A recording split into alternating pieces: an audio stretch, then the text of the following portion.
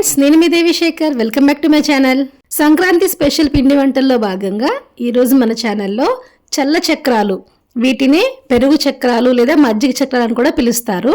ఈ చక్రాలని మంచి టేస్ట్తో క్రిస్పీగా ఎలా చేసుకోవాలో ఇప్పుడు చూసేద్దాము.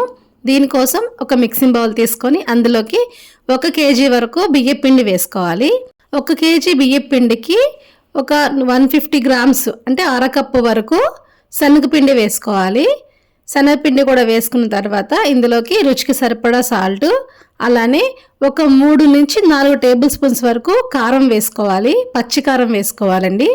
కారం వేసుకున్న తర్వాత వేడి నూనె ఒక 3 గరిటెల వరకు వేడి నూనె పోసుకోవాలి. పోసుకున్న తర్వాత గరిటెతో ఒకసారి మొత్తం అంతా ఒకసారి కలిసేలా కలిపేసేసుకున్న తర్వాత ఇప్పుడు దీన్ని మనము చేత్తో చక్కగా మొత్తం అంతా కూడా చక్కగా కలిసేలాగా మొత్తం బాగా కలుపుకోవాలండి. మనం ఇట్లా పట్టుకొని చూస్తే పిండి ముద్ద కొంచెం ఇట్లా మనకి ముద్దలా వచ్చినట్టు అనిపిస్తే మనకి పర్ఫెక్ట్గా పిండి రెడీ అయిపోయినట్టే. ఈలోగా స్టవ్ మీద డీప్ ఫ్రైకి సరిపడా ఆయిల్ పెట్టుకొని ఆయిల్ని హీట్ చేసుకోవాలి. ఇప్పుడు మనం రెడీ చేసుకున్న పిండిలోకి 1 గ్లాసు వరకు పుల్లటి పెరుగు వేసుకోవాలి. అలానే 1 గ్లాసు పుల్లటి మజ్జిగ కూడా వేసుకొని ఈ పిండిని అంతా కూడా చక్కగా ఈ పెరుగు మజ్జిగతో మంచిగా కలుపుకోవాలండి.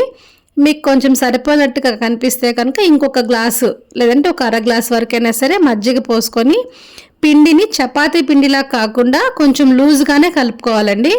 ఎందుకంటే ఇవి మనం సన్న చక్రాలు చేస్తున్నాం కదా, సన్న చక్రాలకి మనకి పిండి కొంచెం లూజ్గా ఉంటేనే మనం చక్రాలు ఒత్తుకోవడానికి ఈజీగా వస్తుంది. పిండి ఈ కన్సిస్టెన్సీలో ఉండాలండి.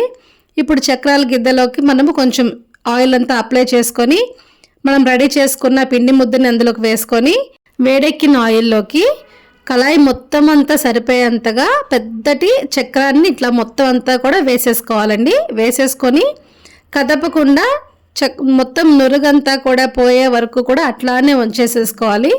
నురుగ మొత్తం పోయిన తర్వాత ఇట్లా మనం పైకి లేపి చూస్తే మనకి చక్రం చక్కగా వేగిపోతుందండి. ఇప్పుడు దీన్ని మనము టిష్యూ పేపర్ ఉన్న ప్లేట్లోకి తీసుకొని పక్కన పెట్టేసేసుకుందాము. ఎక్సెస్ ఆయిల్ అంతా కూడా వచ్చేస్తుంది. ఇదే విధంగా మిగతా చక్రాలని కూడా కడాయి మొత్తం సరిపోయేలాగా పెద్దగా వేసుకొని చక్కగా వేయించుకుంటే మన ఎంతో టేస్టీగా క్రిస్పీగా ఉండే చల్ల చక్రాలు అయితే రెడీ అయిపోతాయండి. మరి ఈ సంక్రాంతి పండగకి ఎప్పుడూ చేసుకునే చక్రాలు, జంతికలు, చెక్కలతో పాటు ఈ చల్ల చక్రాలను కూడా ట్రై చేయండి. చాలా బాగా నచ్చుతాయి అందరికీ కూడా.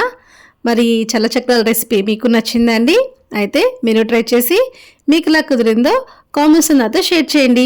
ఈ వీడియో మీకు నచ్చినట్లయితే లైక్ చేయండి and me friends and family మెంబర్స్కి షేర్ చేయండి.